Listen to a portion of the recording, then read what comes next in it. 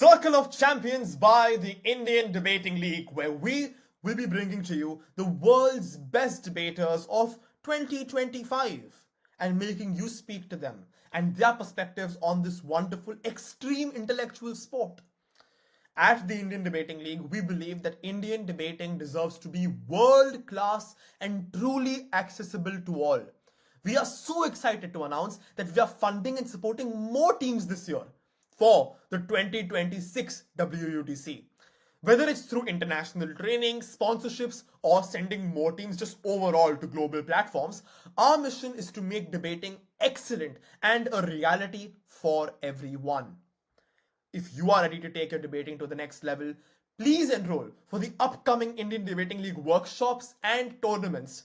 The link will be in the description. Today, I have for you a wonderful conversation with the Indian teams who went to represent the country in WUDC Panama this year. And two of them you have met before. One is Mahor, and the other is Sayi. Both of these individuals had gone to Vietnam as well, and that's why we sort of spoken to them last year. You can go and watch their video in our channel. And at the same point of time, we are now speaking with Nayantara and Sharon, who we did not speak to last year, had also gone to Vietnam last year though. And we'll be learning about their journeys, how they've become debaters, and what they faced at Panama. So stay tuned. I know I'll be learning a lot and at the same point of time relating to a lot. As for you guys, all the debaters and upcoming debaters of India, I hope you'll learn something as well and apply these skills and these experiences in your journey so that when you go to represent India at the World Championships, you know what to expect. See you there. Hello, everybody. My name is Pranay Raj Bhalla. I am your host for the day from the Indian Debating League, and it is a pleasure to be here with the champion debaters from India. After a very thorough discussion with them, we have come up with a name for this series. And as per Mahor, Sayi, Nayantara, and Sharon, I promise it was not my input at all, right? They have decided that the name should be the Circle of Champions. So, welcome to the Circle of Champions. In this interview, we will be speaking to these world champion debaters, these individuals who have gone on to make a name for their country and themselves in critical thinking and public speaking abroad in Panama this year. Two of them have been in the Worlds last year as well. So we will be getting some comparatives between that and also advice for the future debaters. So stay tuned.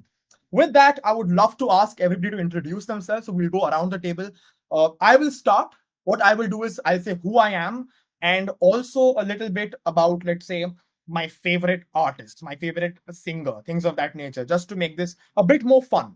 So my name is Pranay Raj Bhalla. I am a debater. I am a person who reads a lot, writes a lot, but one could call me a professional yapper, in short, right? And I think that would make all of us, quite frankly. My favorite artist is Eminem.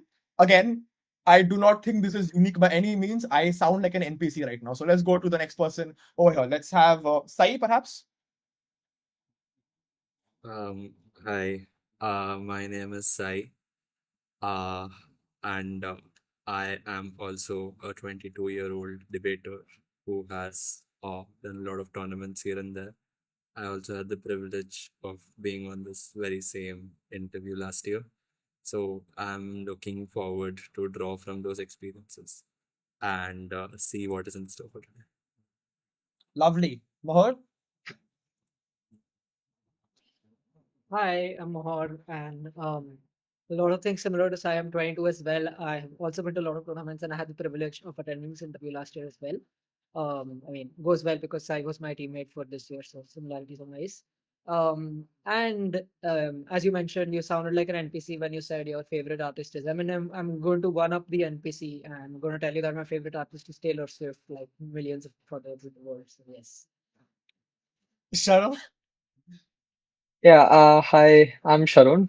Um, I'm from IIT Bombay and I've been debating for more than 3 years now. And I really enjoy the activity. And um, speaking in a major final or speaking in um, the like majors has been something that I've been looking forward to since I was like 11th, 12th grade. And I'm really glad to get on with the interview because uh, I think um, this is something we've been wanting to do for a very long time. And my favorite artist is Bruno Mars. Lovely. I think we've gotten some good artists just generally. I also want to add one thing before Nayantara goes, which is he mentioned he likes debating. I fear the conquest where he did not and still went for worlds. But yes, Nayantara. Hi, I'm Nayantara. I'm 21 years old. I think debating has been probably one of the most fun part of the past 3 years for me. Uh, really enjoyed doing it. So yeah, it's quite fun to do this interview and talk about what my experiences have been. My favorite artist is Ed Sheeran. Now, we have gone through a lot of range of artists over here, and yes, I am judgmental about it.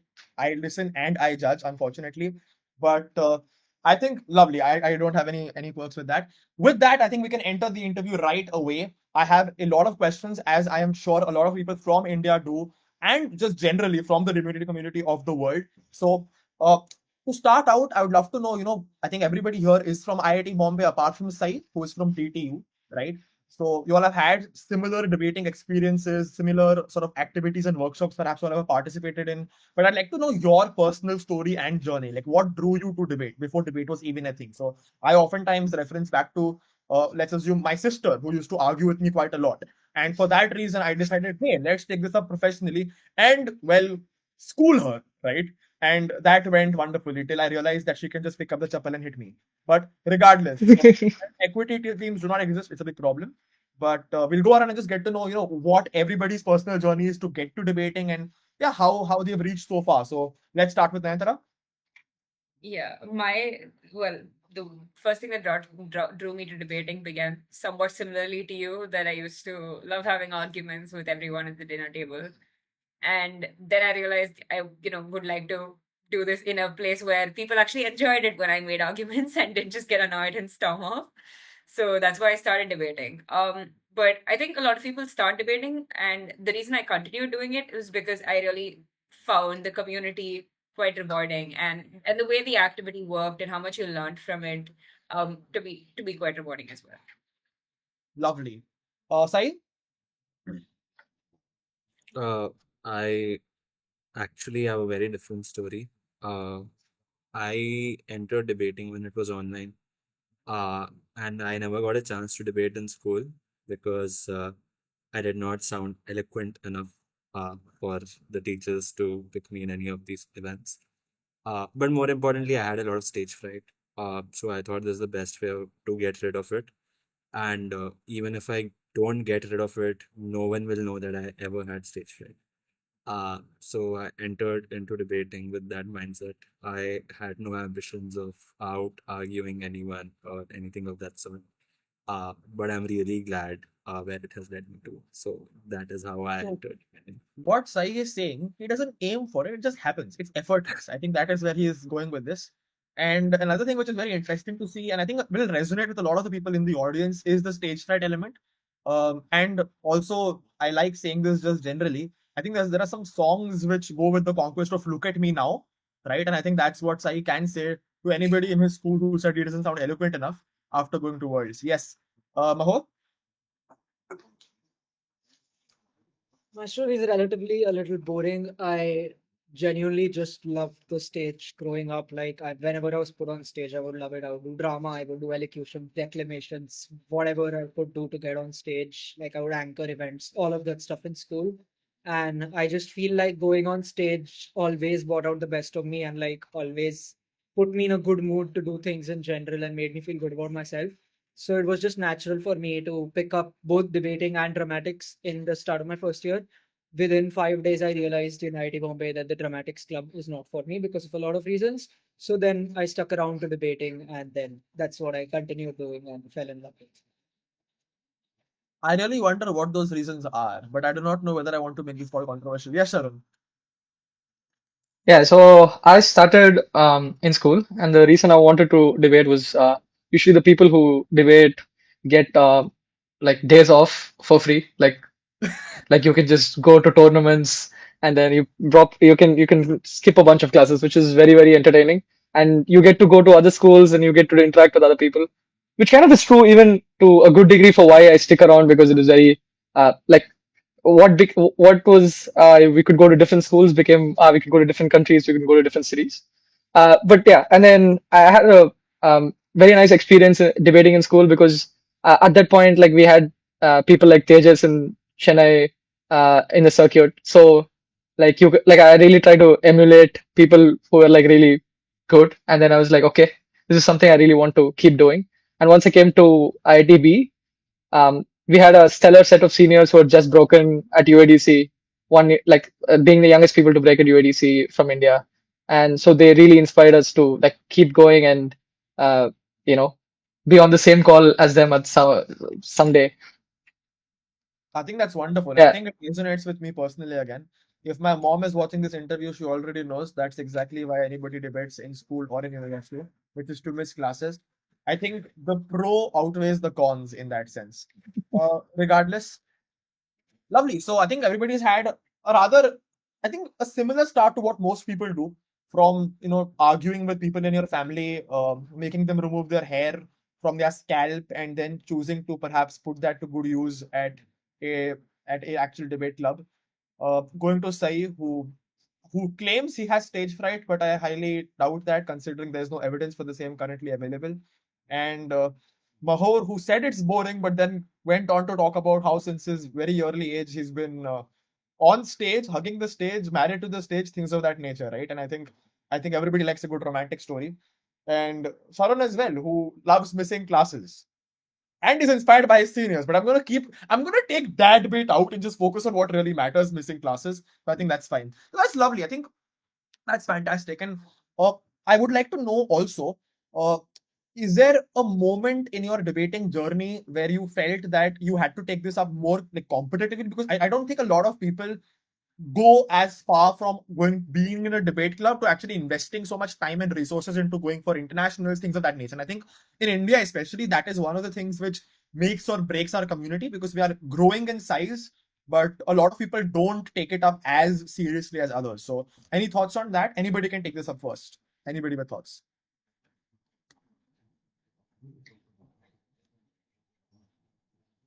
so I think a lot of people might have seen the 2016 BOSIO finals, and that's usually shown to the freshers to be like this is what a debate speech is supposed to be, and how captivating it is to watch that and witness that speech. But the whole spectacle was a little uh, was the thing that drove me, not just the speech, but the stage and how big of a stage it was. And that's when I first got introduced to what WDC was. So I had a good idea of what WSDC was because I was in the circuit and like I tried out for Team India and stuff. So I knew what WCC was. So I never really got to do it in school like um, properly because like I had to focus on other things like JE and so I had to focus on other things. I couldn't do it properly. So when I came to IIT Bombay, I was quite sure that yeah, this is the one activity I want to do properly, and I want to reach that stage where like I can be a part of the spectacle and maybe deliver a captivating PM speech in a final someday. So I think there was always that ambition and vision to feel a certain way, let's say after delivering a speech, things of that nature. I think you could see yourself and you wanted to make that Yeah. manifest directly. Is that similar for everybody else? Any different story? Sai, perhaps? Um, I mean, yeah, it's more or less the same, but it's just different sources of inspiration. Inspiration. Yeah. So I did not share a similar school's experience, but what drew me closer and what kept me going is uh, the I think this internal that sense of or like feeling that this is something that I want to emulate. Like not like the entirety of that speech, but some particular aspect that maybe stands out. So a very few fond memories from my early debate career where I saw a lot of charismatic speakers. And I had a I think brief phase where I was obsessed with them and recreating specific parts of their speeches and things like that. Are there any debaters who'd like to mention, like any role models that perhaps everybody has, which, because I see that the answer is similar, right? In terms of like having that ambition, having that vision, believing in yourself, but that inherent drive and that feeling to emulate a particular kind of feeling or being an inspiration for others. Are there role models that you all had, like that you had to perhaps meet or break in terms of their standards? I think for us it was Jamal and Pushkar, who were I think 3 years our senior, and they done quite well, and we wanted to try like they done quite well at ABP, and we wanted to try and do what they did, and if possible break that record. Understood. And that's Jamal and Pushkar for everybody, is it? Anybody who had a different role model, perhaps? Um, I come from a different society, so Of course. obviously, yeah. So the only serious senior that I had who stuck out for long in the game was Angad. But his journey of growing was also like at par with us. So all of us learned together, failed together.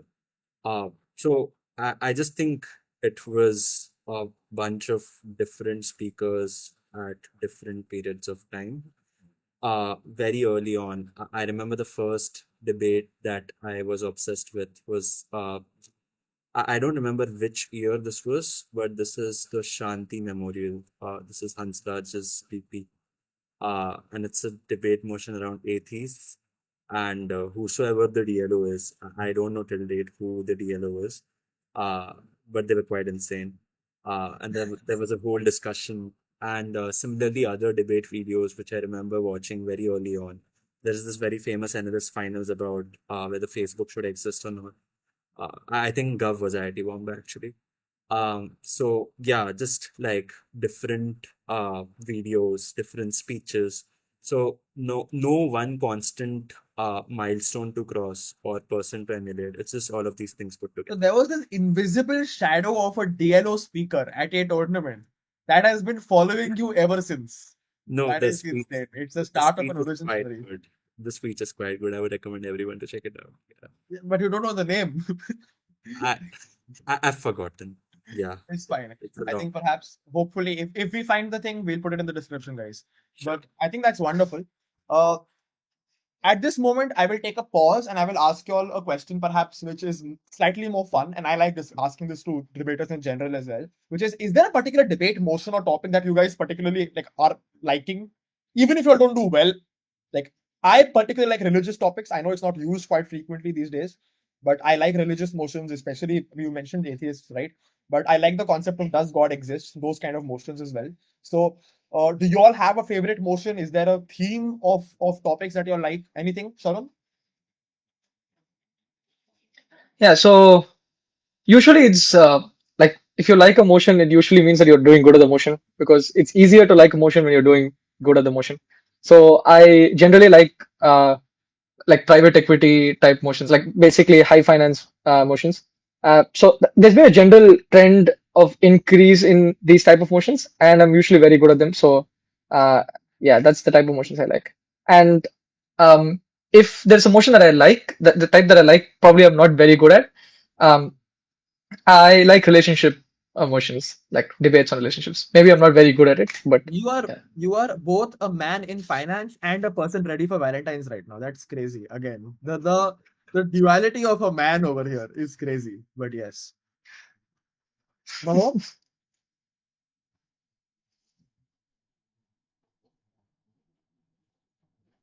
Mr. Mahor, yes.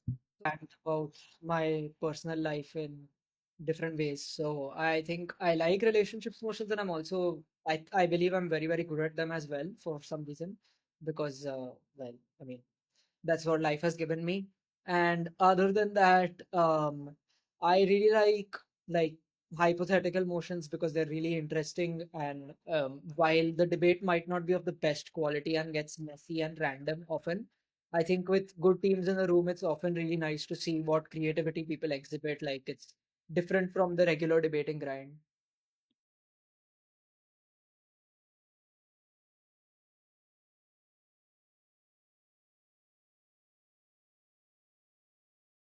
Understood. So you like the lemons life gives you and the creativity others have while racking up a topic. That makes sense. And also thank God for the local recording. But yes. Uh, Nayantara. So I like motions about social movements.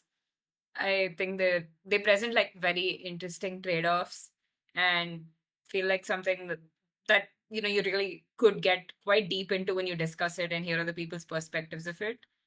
I think I'm good at them.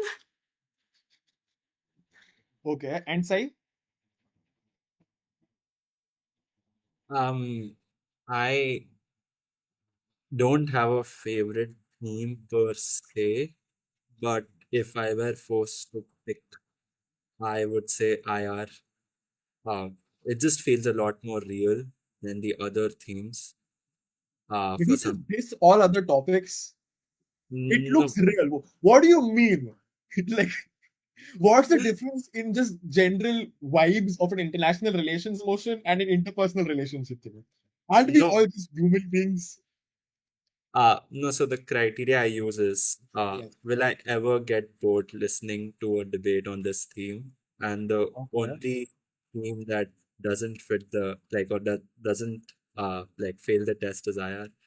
Uh, I just like reading up on stuff in general. Uh, Understood. so I just think that's something that uh, captivates my interest more than the other. So anything which has applied awareness in some sense you like. Sure, that's one way to do it. Understood. Understood.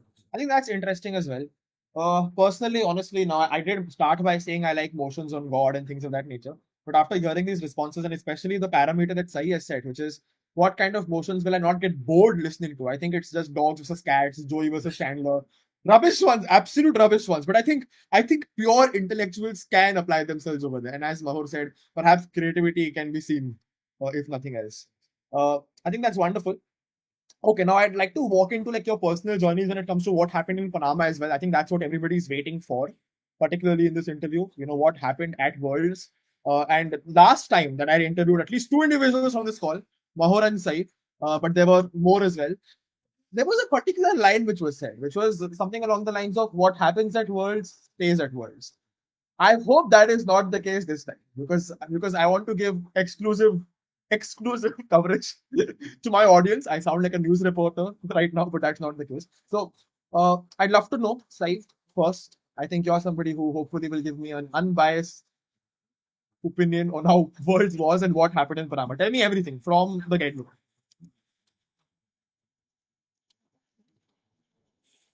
Yeah, it was interesting to say the least.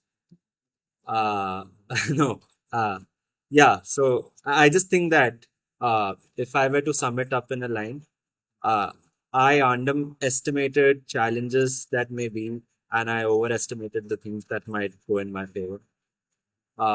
So pretty much everything is encompassed in that. I underestimated Again, how challenging. Yeah. I must mention, I know that you're speaking on the results and different kinds of debates, and flashbacks are coming to your mind from those 3, 4 grueling days.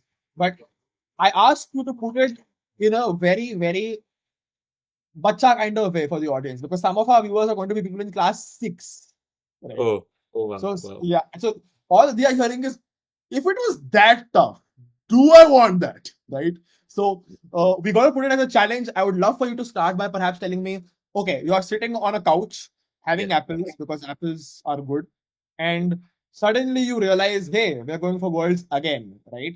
And start from there. Give me the cinematic experience. Um, okay. So if someone ever says those, how many words are those? 5 golden words to me ever again. Then probably the first thing that I will think of is, okay, how much reading do I need to get done? And is the time that is on my hands enough to cross that? Because I just feel even in reflection, maybe there could have been significantly more effort from at least our team uh, to get more info about anything and everything. We did a lot and we went out of our comfort space to know about things that we usually wouldn't give a damn about. But it's just that you often don't realize how broad the world is.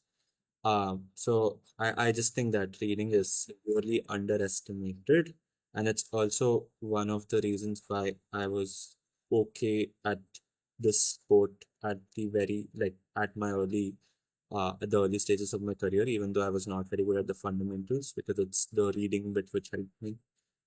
So the thing that I would say is like we just tend to over debate stuff we tend to get too deep into the fundamentals or getting our technique right. I just think that debating only has value if it's based in reality. And when we lose touch with that reality by refusing to read as much as required, uh, then it ends up serving no purpose to us. So probably that's the biggest takeaway that I would have for people. Uh, but I think there were a lot of amazing things as well, right? Uh, like one of the few things uh, that I really did not. So it's just the international exposure. You are meeting so many teams from so many different countries. You're at least interacting with people from 10 different countries by the time those 9 rounds get over. You talk about everything that's on your mind. You talk about how stressed you're feeling. You talk about how hopeful you are because of how last time went. You might talk about your anger. You might talk about your frustration. So it's just there is no other environment which can recreate this kind of a scenario. So there's just you don't get to live this reality anywhere else. And that's what makes it so unique. So in the sense that the experience that you get in terms of the debating, like debating experience, the experience that is gained from interacting with other people, I don't think there is any other university activity which can give people the same experience. Sure, like sports, like of course, I agree. University sports is somewhat similar, but in that sense, like there is no intellectual sport which will give you the same kind of a feeling. That's what I think. I think that's wonderful, very well articulated. I feel what I hear when you speak is, again, it's a methodological approach to like think about where one can go. I mean, it will help people who are coming up as well. But I think what you're primarily doing is reflecting on what you could have done different and how you would approach a worlds now, right? And what I see is perhaps some pondering on the concept of technicalities, that you feel that you went too much into technicals and too deep into a matter when you could have looked at the larger picture and perhaps given more references to like from your reading list, perhaps, or from current affairs, which is what your forte as it is. But you felt like that was lacking in this thing. And you also mentioned a particular line which is very interesting, and I want to dive into that actually, which you said, uh, we forget how broad the world really is, or how let's say diverse is where you're going with that. I think where you're going also is how different the reality became when you're debating against people perhaps who have access to a different kind of resource, or let's say different kind of reasoning list. I think that's what I'm seeing. So correct me if I'm wrong and perhaps just elaborate on that for me. Yeah, yeah. And I think this is where the over optimism comes into the play, right?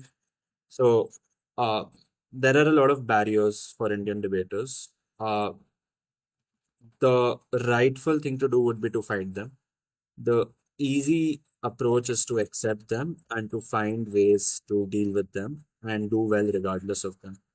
Uh, I think that this experience taught me that it's not that all hope for change is lost or that these barriers only affect Indians. It affects everyone in the world.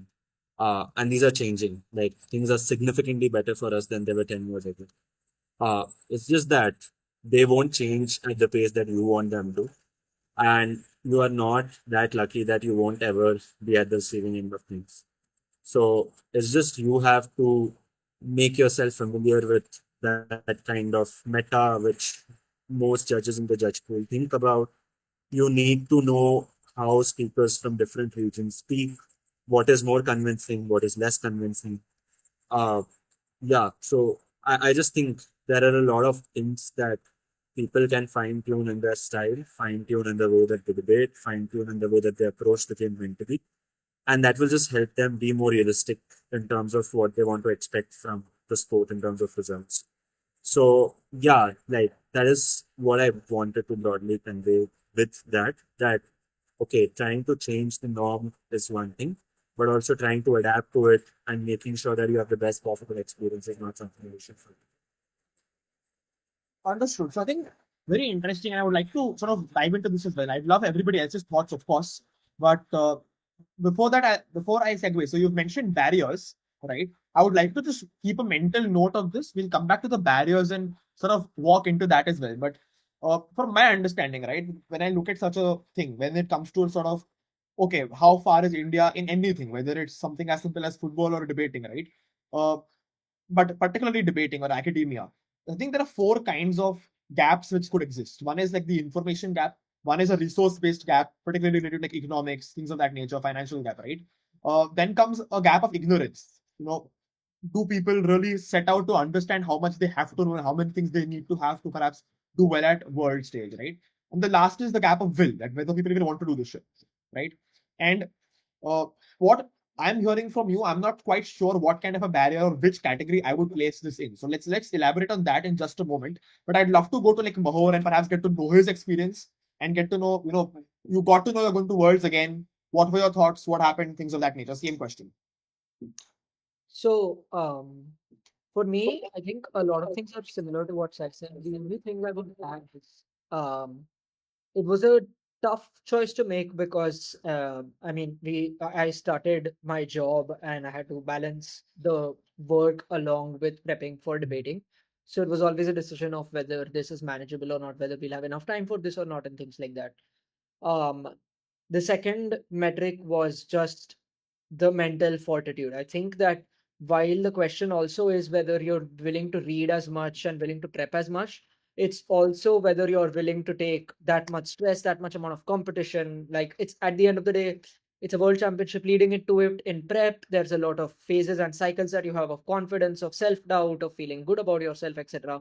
And then during Worlds as well, 9 rounds, it's a marathon, it's a lot of time, it's a lot of rounds, more than any other debate comp, and each round feels incrementally more stressful as things build up and things like that. So second question I had to ask is, am I willing to put myself through this? And my simple rationale of like deciding to do this was that this is a philosophy that I stand by, and that's why I have like no regrets with doing Worlds, and I never would have. Is there are very few people who get this opportunity in life to try to be the best in their country at something.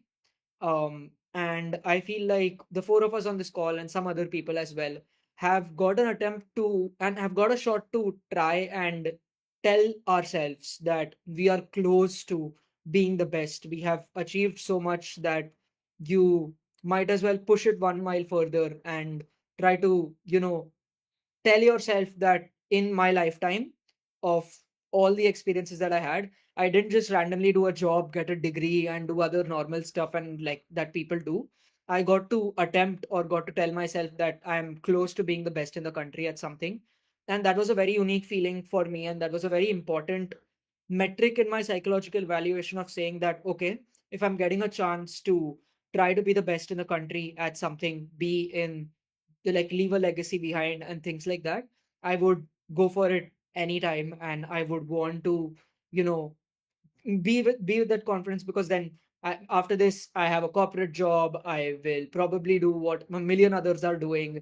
I'll probably apply for an MBA in the future. Then I start my firm, go in an investment bank, other things like that. Like, these are all fairly normal things. Sure, like if I'm lucky, I'll make money, I'll live a happy life, things like that. But this is something that's really, really unique. And that was one of my major motivating factors to do Worlds. And that's what honestly just kept me motivated to continue debating, especially after my Vietnam result. I think that's brilliant. And again, it shows a trend of thought when it comes to legacy. I think legacy is something which matters to perhaps everybody who's wanting to make a mark on this world just generally. But you said something right. It is a rare opportunity, and you wanted to capitalize on that, right? And you wanted to stream out of the concept of what's normal to people, do something which is considered extraordinary, and I think that's wonderful. What about Sharon? Perhaps anything when it comes to you get to know you're going through worlds. What's your reaction and things of that nature? Right. So, uh, I decided wanted to go to Panama in Vietnam, mostly because like we got it on a split in round nine, and I just felt like the story was not done, or I'm not going out like this. Like, it's probably uh, so I just decided at that moment, like, you know what, we have a year in college, and if everything goes as I plan, and so I interned at a place in summer, and then I was like, okay, if I get a few things sorted, I should be free, and I will have the bandwidth to do worlds. So that was so like me deciding to do worlds was quite natural as a next step. Like I was at no point thinking I should stop or retire or anything of the sort. But in the lead up to worlds, I think Ilya, who had a different approach. Ilya is our coach, by the way, so had a different approach to how we should how we should go about to this worlds. So a lot of it was a lot like different from the previous world setup. Like in Vietnam, we were focusing a lot more on the technicals of like how we should perform, how should our speeches be, etc. This worlds, I think we were a lot more like when we went into Vietnam, we were probably underdogs. The first worlds, like we were not really expecting too much in the when we like went into Vietnam. I think at this point we had already seen a worlds, so we thought we were like prepared for the challenges of what a worlds will throw at us. Like 9 rounds, and it's a really intense mental uh, activity to go through because there's a lot of doubt about how you are performing and how like it's really bad. Like because like for 4 or 5 days you're just thinking about debate and there's nothing else you're thinking about. Uh, so it's a tough experience, but it's also very rewarding in and of it, like by the virtue of it being very tough, right? Like if something is not impossible, it's not even worth doing. Is the general philosophy with which I operated. So when we went into this world, we were focusing a lot more on like different parts of preparation that we didn't prepare in Vietnam. So a lot of it was reading a lot more and knowing about the world just generally a lot more. So a lot of it was slightly different. But I think as it's a good thing that we prepared for that because like our run in worlds was a lot more challenging than Vietnam, and because of like different things that like go wrong in a couple of days, like you always go into the tunnel vision of once a couple of rounds don't go your way, it becomes very hard for you to like mentally pick yourself up and keep going, which is something that was like that we didn't face in Vietnam, like fortunately, but here we had to really like at the end of day one, we were at 3 points. We just had to really like go back and then convince ourselves that we are like our preparation is right, our mind is in the right space, and we had to like um, really get ourselves together to like get through the next couple of days. So it's glad that our preparation for like mentally preparing for how challenging worlds can be like really paid off is the difference that I felt over the previous worlds in this world.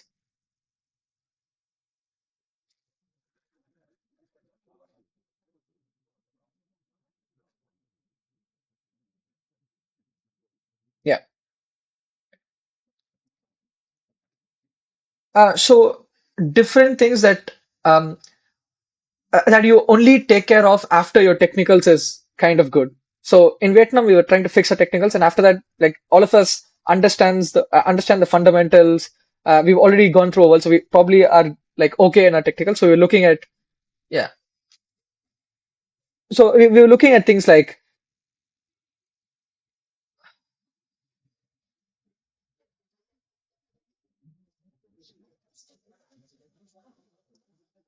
yeah. So yeah, fair enough. So in Vietnam, the focus was more on are we framing the debate correctly? Are our arguments on clash? Are our weighings working? Are our responses comparative and not hurting us? Things like that, which are like fundamental, but uh, like that's the simplest way to put it. Like there's obviously more to it in the levels you.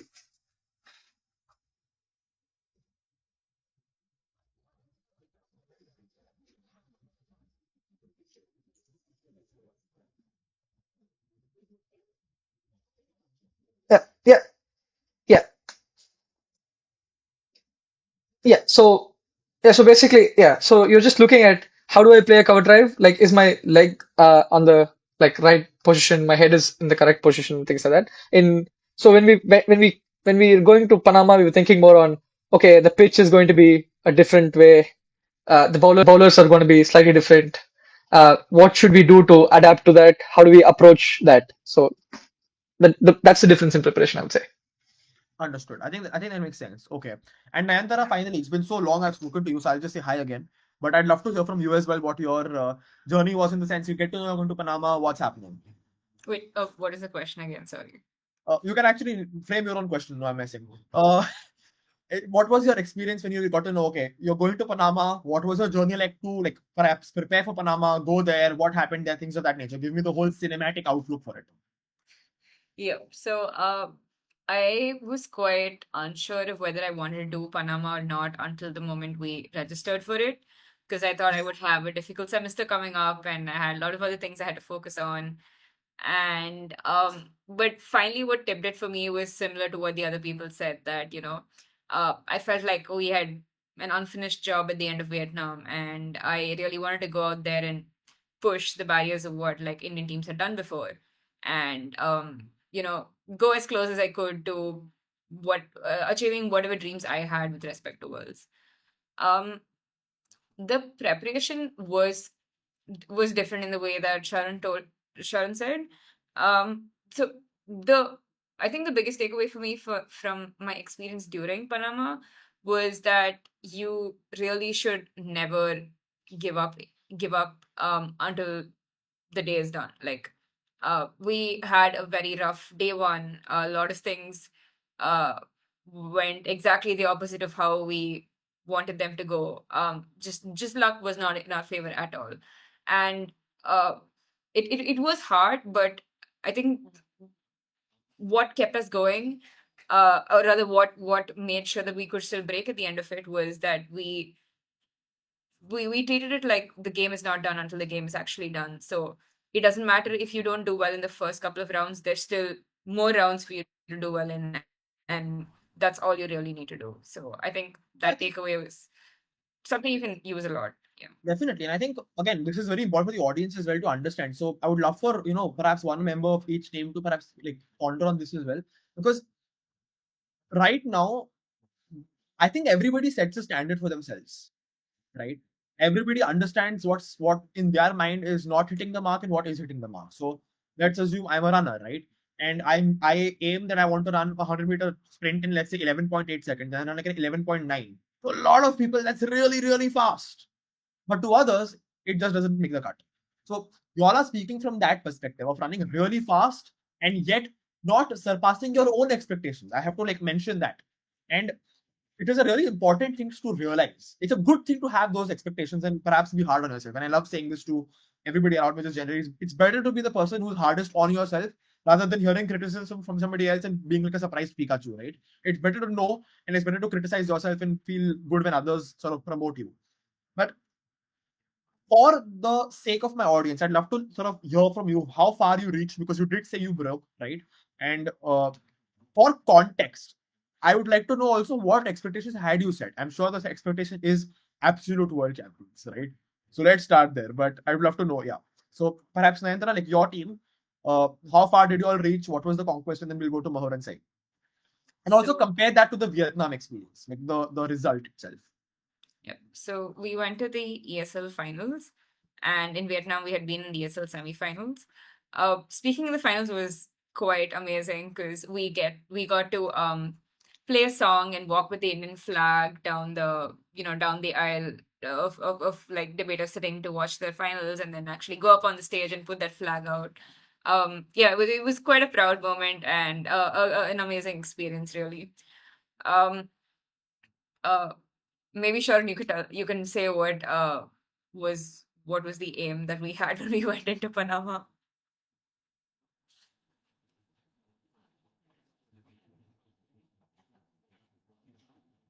He's focused on something,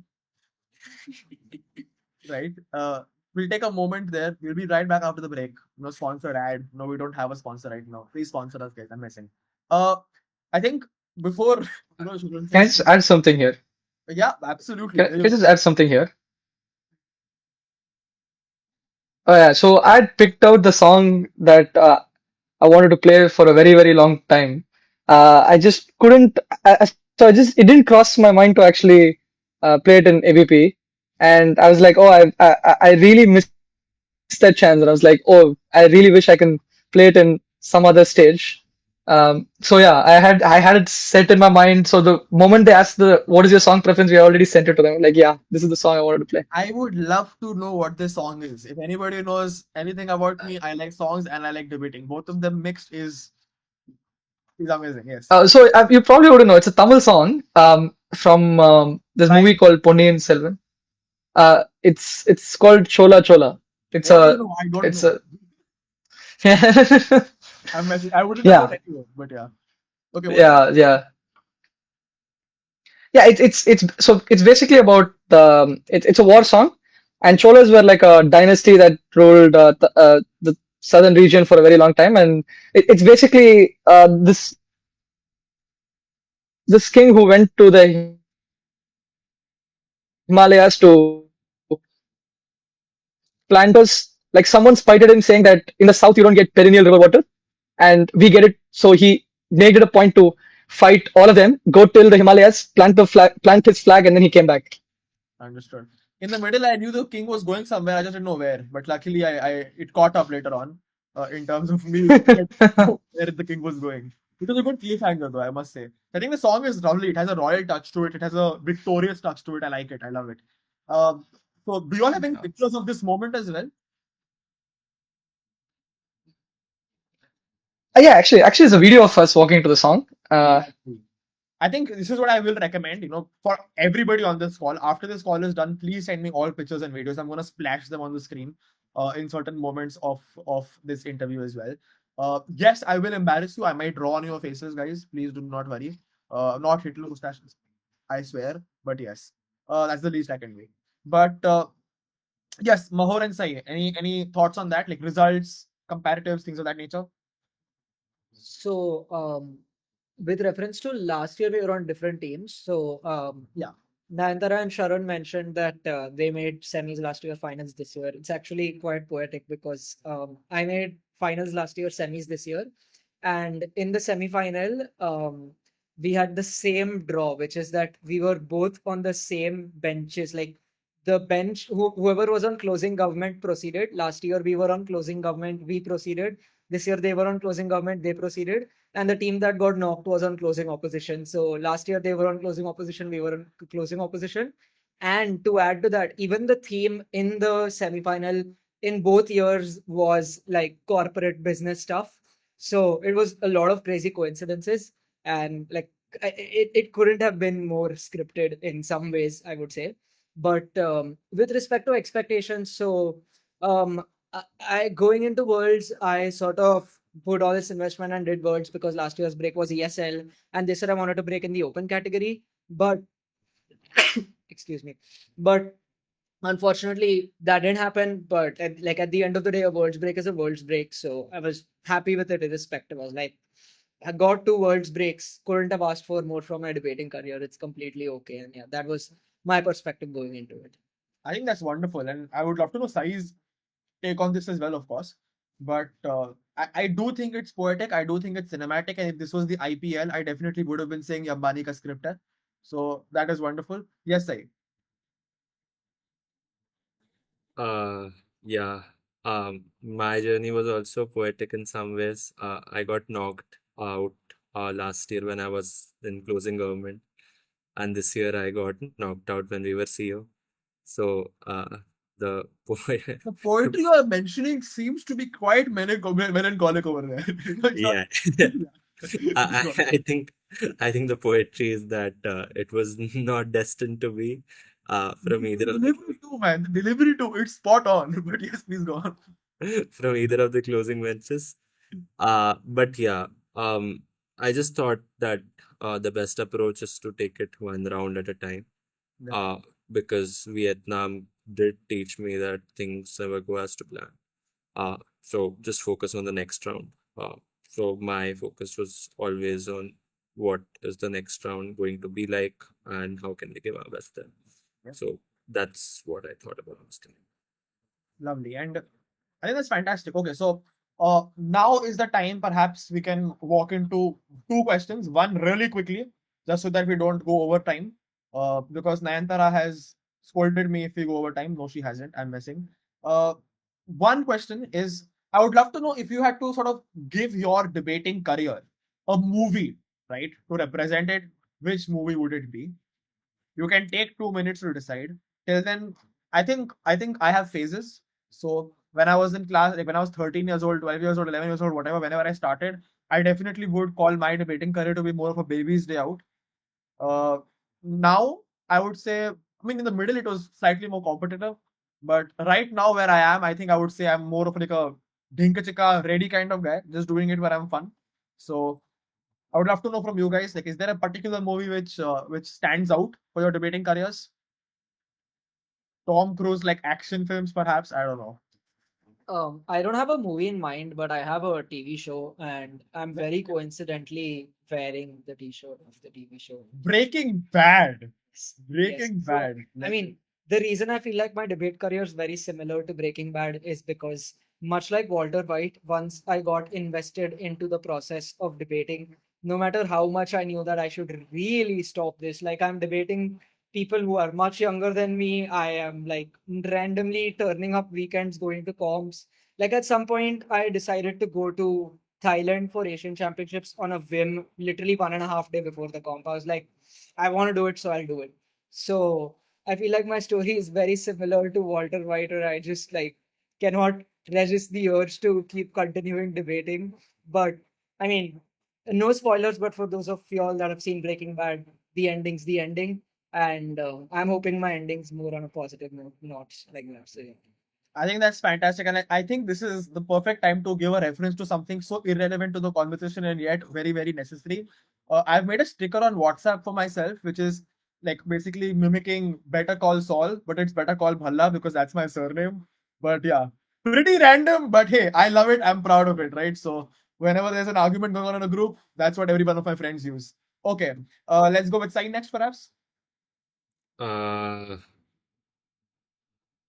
I can't really think of one, um, because I just think that I would assign different movies to different phases of my career. So I can't think of any one movie or TV show which would most accurately depict what I felt across these 4 years. In So, that case, I would ask one of the others on this call to give his debating career a movie if you guys can. Is there any movie that reminds you of Sai's debating career? And with any reason, it doesn't have to be quite applicable. Like this is another thing.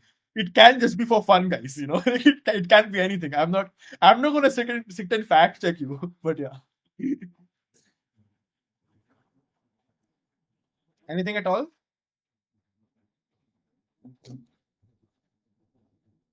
I think everybody's just decided that you have to write your own script, find your It's own hard to think one. producers, get that stuff going. I think it's fine. Right? So I I think, I see you to Mumbai jayega. I promise you. But yes. Yeah, yeah, Sharon. yeah, I think the movie that I can think of for my uh, debate career would be Ford versus Ferrari. I like that. Okay. Yeah, and the reason for this is when we went into ABP, we were like severe underdogs. Like we hadn't broken at a prep comp like 3 months ahead. Like all the comps that we did three months up to ABP, we hadn't broken at a single comp. So, but I always believed that I always believed that on our good day we can make finals. I genuinely believe it, like from the bottom of my heart. Even like Nayantara thought I was like a little crazy or delusional to think that. But yeah, so I got my tuxedo and I told her you need to get a dress for the final. Like we're making finals. I was just like delusionally believing it, and I also like showed the movie in because like so we were like third years. Everybody had much bigger, like much more experience. A lot of the people who are coming there, like who are planning to make finals are like people who made finals like previous year. They already have like up to quarters break in AVP and things like that. So we were not like really favorites in any way, shape, or form. So then I showed her the movie in our flight from Mumbai to Kuala Lumpur, and I was like, "Oh look, like see if they can do it. Uh, like we are going to be the Ford who defeats the Ferrari this time around." I think I like you as a person just generally because you give good movie recommendations on flights. Number one. I think forgetting the context behind it.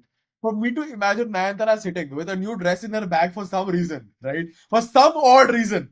And also watching Ford versus Ferrari with this guy just saying, I'm delusional, but I believe it is crazy. And it's good that it worked out, of course. Otherwise, hey, at least it's a new dress. Uh, yes, Nayantara, you? No, I don't think I can give a better answer than that. I think Ford versus Ford versus Ferrari. Ferrari for the both of you? Excellent description. I think it is. I think that is a good answer. I didn't think we'd go past Breaking Bad on this call. I think that was wonderful, especially with my rigid good looks wala sticker. But I think Ford versus Ferrari takes the cake, honestly. But yes, I think that's wonderful. Okay, now getting more serious, guys. Let's wipe those smiles off our faces. We have to talk about something important, which is I think the Indian circuit, right? I think Sayi started this initially. We skimmed past it just to come to this section particularly, and I want to know what are the barriers to Indian debaters. But I want to make this slightly more like sort of again, as Sayi mentioned, broad, right? I want to know Indian. I want to know particularly towards let's say schools versus university, Asian, East Circuit, West Circuit. Like make those comparisons. What are the barriers and why are the barriers in place? Is there something we can do? Things of that nature. Let's be as specific as we can so that we can solve these problems together. And if somebody is listening to this, then perhaps we can find a community which helps us. Of course, Indian debating league always exists, but ideas always supported. Yeah. Sai, because this is something which you started, I think you feel very heavily about this. Um, yeah, yeah. So the way I see it, uh, debaters at different stages of their journey face different barriers. Debaters from different regions face different barriers, and it's not as if one obstacle is or weighs more heavily on the circuit than another. It's just for different demographics. Uh, I think for people who have spent some time and want to do well at regional majors, the biggest barrier would be lack of funding, not just to cover your costs to travel to those regions, but also to maybe get a coach on board who can give you a bird's eye view of what you're doing wrong and get the experience that coaches usually get with them. It can be for other stuff as well, right? Other miscellaneous costs that might come up, prep costs, you might want to go to some tournaments which are not as easily accessible. So I think funding is a huge barrier. And like it matters, right? Like how many familiar faces you're able to spot at a tournament. That community is something that really helps you get through uh, those like tenuous times. It helped me in both Vietnam and Panama. Just knowing that, okay, there's another team who's maybe having it worse or maybe recovered from a worse position to now be much better. It's just like, I think that kind of community is something that helps you survive those 9 rounds of pure insanity. So I just think having more people from our circuit be in these spaces that would help. I think funding is the number one constraint for Indians broadly wanting to go to majors. Um, at the lower levels, I think for people much or uh, like if I were to talk about a different demographic, people are just starting out. It's just a lack of direction. Uh, sure, lack of coaches, lack of institutional awareness of what norms to align with. When I entered the Delhi circuit, the norms here were very different from the, say, I don't know what an IIT Bombay or an RBC might be following. Uh, their norms would be more in line with how international debating is happening. Our norms were more in line with what we thought to be the correct conception of debating to be. So it's just like it's such a huge country. So it's just more consistency in norms, knowing what you're doing, like more guided approach to becoming better. I think that would help. So a lot of circuit-wide initiatives, maybe something like forming a council, hosting initiatives through it, hosting an Indian national, because for a lot of these people, a major is not going to be a reality for them. it's only going to be a distant dream or something that they left to someone else. So more local tournaments that match up to the prestige, but also give the same value in terms of debate experience. So I think these are some of the problems that I see or have seen in my time here. I think that's well articulated and good identification of the barriers as well. I think that's something I can echo as well. When I was debating in my school days, especially the kind of debating that is done, let's say BP or especially when I was debating at that time, there was WSDC, right? Then AP. So many different formats exist, but my school and the circuit I was in was debating just as it is. So you used to have a topic, you used to debate within 3 minutes or 4 minutes, and there wasn't a particular format. Now, I personally love that myself, just generally because it makes you be more persuasive and things of that nature. But obviously, when it comes to like a world stage, I think what it really matters to be on the same format, and it really matters to have a structure to your speech which is sort of universal, right? Which everybody follows for a particular parameter and things to be more standardized, let's say, right? And I think that can't take place unless there's localization efforts of that standard approach. I see that as well.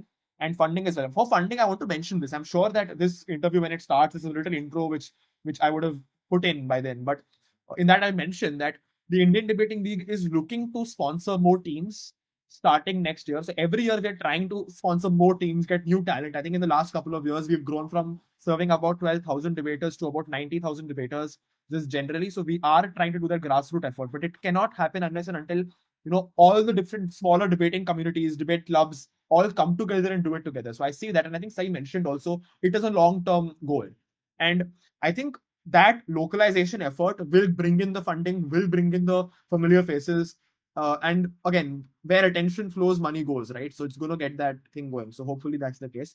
I would love thoughts from Sharon, perhaps starting with, and then we'll go to Nayantara and then Mahor. Yeah. Yeah. So I just want to talk about the difference, like why some system like Sydney is something that is very hard to compete with for the Indian debaters. Um, like I've seen stories from Ideal, praising Sydney and stuff. Like, so this probably is important to know. So they have a very good system of like school debaters who get into good universities. Like, so basically we debated in school, and then the best debaters who debated in school get into USID. So like, let's say in IIT Bombay, when we start off, like all of our freshers are people who never heard what debating is. But then let's say in Sydney, when they start off in the fresh year, these are people who already have done BP. They've been coached by Uday Kamath or Matt Toomey, because all of the schools have invested heavily in school coaches, coaches who like are very very good at the university level. So what happens is, for us, like the investment in schools debating is largely limited to the national team, uh, like the really good investment. And the national team, the students who are in the national team usually end up going to the US for their higher studies. So essentially what happens is, like, these are the people who are supposed to be, let's say, getting into the best places in India, and like, getting being the best reps for India probably in worlds, and they end up going to say like the US, and they represent Princeton or like other universities and stuff like that. So we're losing out on a lot of talent. And like like I'm not entirely sure why, let's say, the investment that is in schools debating, and that the people who, like, let's say Ideal is like investing a lot of, like, maybe it'll change in a couple of years, 3 years times, where like the freshers who are coming into IIT Bombay presumably are people who have some awareness of what debating is and stuff. And that's largely what our goal should be, right? Like, the more schools debating is prevalent, these people are more equipped when they come to university, and then we have a better shot at training them to like be better at majors. So it's complete like two different problems, but in a long term, if you want to like start competing with the likes of Sydney or Oxford, this is the only solution. I see that as well. I think you made a wonderful point about the brain drain, but also particularly it reflects what these universities are looking for.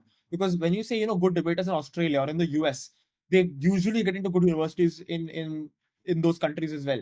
I don't think that is possible for a person to do in India as much, right? If you're a good debater in India, it usually, if you're getting into one of the better universities, whether it's an IIT, whether it's one of the other, let's say an LLU for law, right, which is more specific towards debating. Again, we are Yeah. so academically oriented with the lack of emphasis on extracurriculars that oftentimes that might not seep through. right? Which is what we perhaps see. That people who do not put emphasis That's on valid. particulars are the ones who get that. I'm not taking away credit from people who obviously do academics, but it shows why perhaps these teams or these students who are more prominently displayed on these stages would prefer to go to countries where they are acknowledged or they are rewarded for these kind of meritorious skills, right? And I think therefore that is a whole Yeah. crop of problems over there which has to solve when it comes to admission criteria and policies and things of that nature as well, perhaps. So again, I let me know if there's Yep. anything wrong with what I'm That's saying. very valid. Also, assessment of the situation. I think yeah. That's certainly valid. The only thing I would add there is just that that's definitely a huge part of the problem. But like the more kids that are exposed to the idea of what debating is, that means like probably I had the exposure to say WGC format because I was in Chennai or whatever. But if there are let's say we are like Ideal is doing multiple tournaments and more kids are being exposed, that means presumably someone like a Sairam who didn't have access to what a WCC format would have like at least gotten to know that this is a format and like even if he like yeah, that's something that is generally good, I would say. I agree. I think it is we can't again. My assessment was of a top to bottom approach, but like what you're saying is Yeah. relevant to the current strategy which is being employed by IDL as well, which is the bottom to up approach. But it's yeah. I think that exposure will change a lot of things just generally, regardless of where students end up going to study. Okay. Thoughts, Nayantara? Yeah, I think one thing that also holds us back, apart from what Sai and Sharon said, which are quite true, is that it's hard for people to think they can do well when they don't have a lot of role models who have done whatever they're aiming to do. Um, I I think that barrier has probably been broken down for Asian majors now with like the number of teams who have been going from India and how we've been doing. But that still exists to some extent in worlds, and it becomes really important because like especially with how say the mental pressure works on the days of the tournament during the in rounds and out rounds. If you don't believe that you can make it, it's quite hard to bring your A game there. Like it might just be one round where say you're facing someone who you've heard of as a good debater and everything, and and you think that I can't do this. That's when you end up messing up. When if you had believed in yourself, you might have actually won that round. So I think that realizing you are just as good as everybody else there and believing in yourself and backing yourself to win, I think that's an important thing that we've got to learn a lot as a circuit. Yeah, I think that speaks volumes as to the mental game which plays right into these tournaments. I think there is. Do you think there is any like opposite side of this thing as well, just to like sort of scratch your brains over there in terms of let's take like a country like an Australia or an England or the US, right? All of these different countries which have a legacy of debaters who have broken into not only the finals but won the finals, right? Would you say they have a baggage of that legacy too when they go in, that they have to uphold this legacy? Or do you think they come in more relaxed? And is there any reason for this? And could perhaps that become a pressure on teams once India is dominating on the world level? Because it will happen, of course, at some point. Yeah. I think maybe a little they feel like we should do well, but I think everybody wants to do well, irrespective of whether you've done well before or not. So I don't think it weighs on them that much. Um, Especially with most of them, they probably have 4 or 5 years of like debating after their first worlds to keep coming back and doing. Whereas most Indian teams who would go don't really do that because they want to like start their job, move on from debating, or they just don't have the financial resources to keep going for those many years. So yeah. Understood. So you feel like the churn rate of debaters causes the the side of Indians, which is like, oh, there's no legacy, therefore there's a problem, or like there's a lack of legacy, which is why there's a problem in role models, is a higher impact quotient rather than compared to, let's say, somebody who has the legacy because they have more years to sort of attempt and get it right in some sense. Yeah. Okay, I think that makes sense to me. And Mahor, I know I've given you there are a lot of wonderful reasons already been stated, but like anything is fine. Yeah. Yeah, so I think for most of the part, I agree with what Sai, Sharon, and Nayantara said. The one thing I would want to add is that so there is this aspect of being ESL, which is English as a second language, which most Indians are, even if they are not. I just think that the ability to construct thoughts into coherent sentences just comes significantly easier to people like Australians, people like people from Western Europe and things like that. And I think that that's a barrier that we know going into the activity that we need to overcome ourselves, that we need to be more coherent with our language, that we need to do more hard work, put in more effort than the others. And I would say that in this regard, what debaters should know and keep sight of, and this is specifically for debaters that are serious about the activity, because like if you're not serious, there's no difference here. But if you are serious about the activity, the one thing you should know is that there are a lot of instances to show that the hustle does pay off. It pays off really, really well. Like a couple of very good examples I could notice that David Africa from Philippines, he's been like a world champion, two-time world finalist, world finals chair, stuff like that. Philippines has had some successful debaters in the past, but nobody who's quite been like the best in the world. And when we asked David, what did you do to get here? He's just like, I just purely hustled. I love the activity. I would do it day in, day out. I would spend my free time doing it. I would read stuff. I would practice every single day as much as I can. And I would put in all my time, effort, and like my so much of passion into the activity. Sajid and Saudari won worlds from Bangladesh.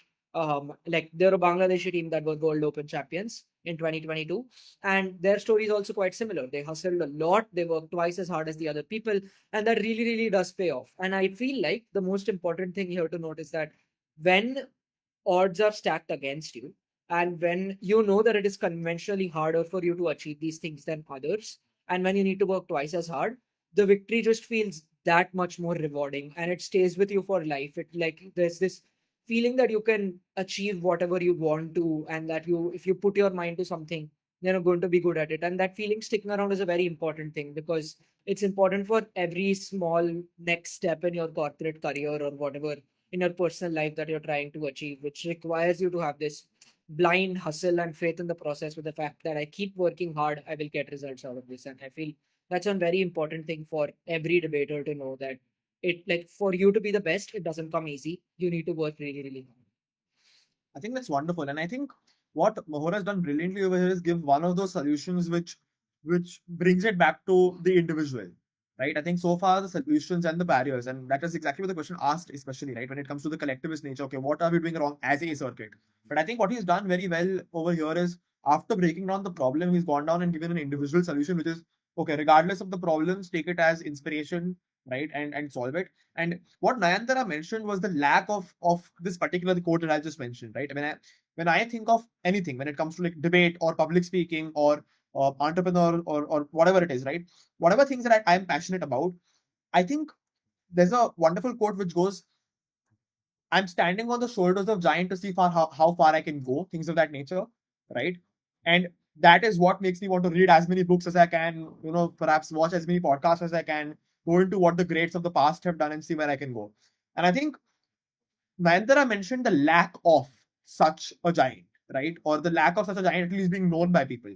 And Mahor went in and he gave examples of people from Philippines, for example, or Bangladesh. And I think what we need to walk into over here is a lovely solution, which might be the concept of the Asian community and the Asian circuit being looked at as a whole right now, right? Look beyond just India, perhaps. Look at people who are in Asia and have done well, and look at people and perhaps their inspirations, the people who have done well and what their inspirations are. I think that can be a wonderful solution to start this process. There's a wonderful TED talk as well. I forgot the name of the person who gave it, but she spoke about one of the largest determinants from an emotional angle or a mental perspective on success. And she said uh, it is grit. And grit is the combination of passion and perseverance for really long-term goals. And I think that grit alongside this kind of concept of looking at the Asian community as a whole, as Indians, still we find that role model could be a good solution. Again, any thoughts on what I've just said?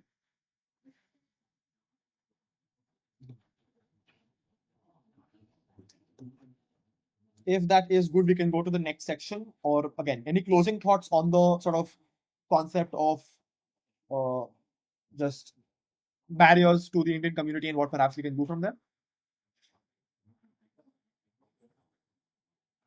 It's just important to know that like there are different people for trying to tackle different sets of barriers, and while at times it might look bleak, like it's a work in progress, and at some point it's all going to be solved. And a lot of people are putting a lot of effort into solving those. I think that's wonderful. Lovely. So basically, there is hope, guys. Not all is dead. That is what I have understood, and that is good. But honestly, just work hard. Work hard like it's your rookie day, and it's okay. That's what Mahor has said. So I think it's good. Uh, Walking right back into the slightly more fun section, which basically means I will keep making a fool of myself. Please do not worry. I have not made a fool of myself in the last 15 minutes probably. And I know Nayantara, your deadline is now gone, so you will kill me. I'm messing again. But let's quickly dive into the closing thoughts and just I would love to know your basic future. Let's have like this 1 minute of future advice for debaters. Like what can they do going into worlds? I know we've mentioned this before, like for rising stars, things of that nature. Let's go. So let's start with Nayantara. Uh, Well said.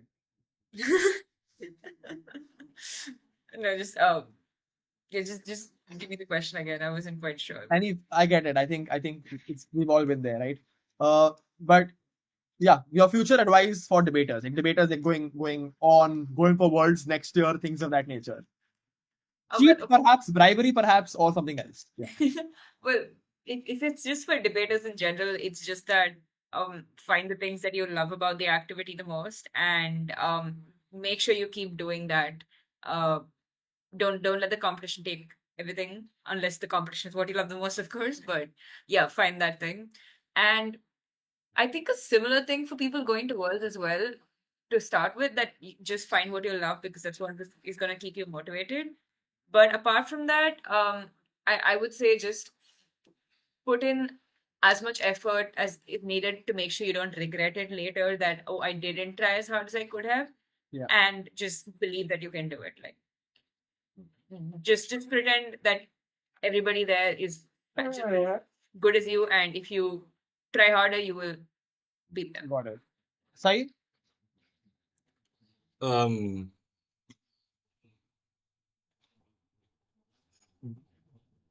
don't cry about the state of things. Work harder. That is always the answer. He Uh, said nobody cares, work harder. That's insane. Diabolical. Diabolical. I mean, it's true, right? Yeah, it's true. Of course. But yeah, no. So that is there. But the most important thing is just have conviction in your like in your actions. Yeah. Uh, don't half-ass anything. That's the worst thing you can do to yourself as a debater, and that's the worst thing that you can do to yourself while pursuing anything. It's better to not pursue it at all than to half-ass something. Uh, if you want to go to ABP, make it a reality. Talk to people about how they got funding. Like, I don't know, ask them to judge your mocks and give an honest assessment of where you stand. Text people shamelessly across the Asian circuit and try to see if you can get a mock or get in on their mock groups. Like, they're not like success is not going to come and I don't know, like situate itself on your lap or something like that. So it's just you have to be convinced in what you do and you have to work towards it.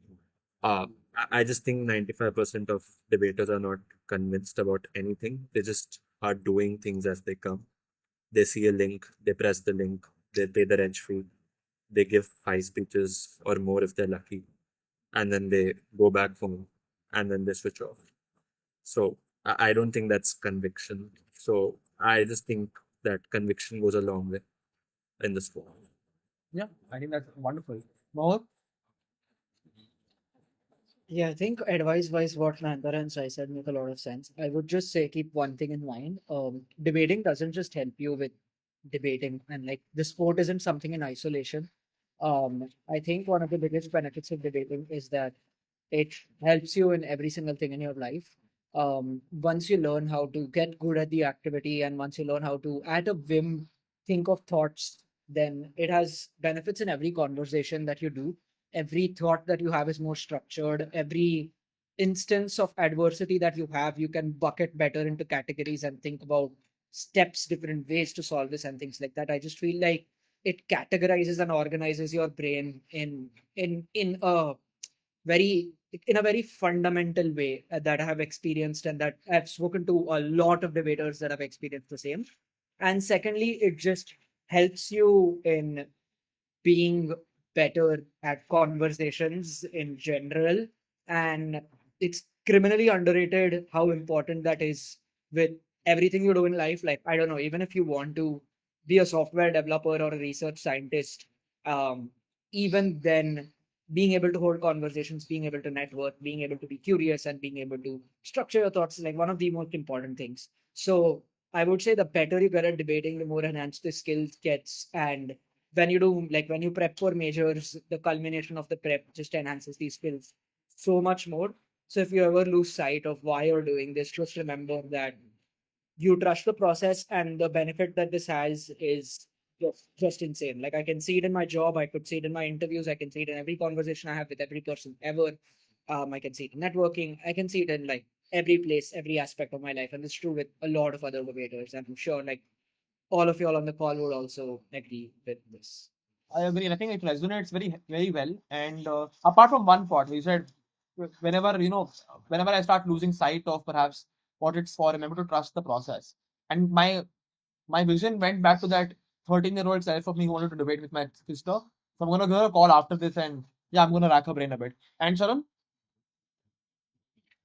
Yeah, I think it's a very simple motive that like this. There's a very simple thing that you should follow if you're trying to do the activity seriously. Prepare when you prepare for a major, for a tournament. It could be anything that you want to achieve at. Prepare like you've never won a round in your life. Just go at it, give it your all. Imagine it's the first time you want to win a round, and take that same amount of motivation and enthusiasm you would have and keep it going and give it your 100%. And when you do end up going to the tournament, major or whatever, like perform like you've never lost a round in your life. And if you have doubts about yourself, just know one thing, like there will be 100 people who are willing to say you're not good enough. Like my story has always been about doubt, and there is several times and instances that you always have to question if you're good. And it's not just in debate. You're always going to feel that in your personal life. You're going to feel that in your professional life.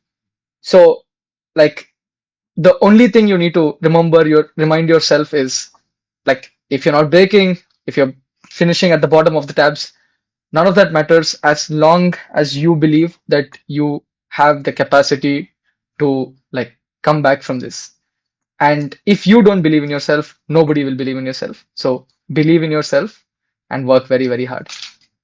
lovely. I think that is a fantastic close to the future segment of this conversation. Now, I will not take this too long. I will not drag this on too long. So, thank you so much for this conversation, guys. If I could, I would have gone on for hours and hours and hours. Again, being a professional yapper, it is easy. Another thing is, although the light outside my window says that it's 9 p.m., it is barely 5 p.m. So, I do have time while you all will have to go to sleep very soon. So, thank you so much for this conversation, guys. I hope you guys had fun. I try to keep it as entertaining as possible, but more importantly, I hope the people watching this have been inspired, have learned something new, and at the bare minimum, do not think that debate is dorky. It is fun. Random stat, disagreeable people earn more, guys. Come on, money. Do it for the greed. Anyway, that is my point for the day. Thank you so much and have a wonderful day. Thank you. Thank you.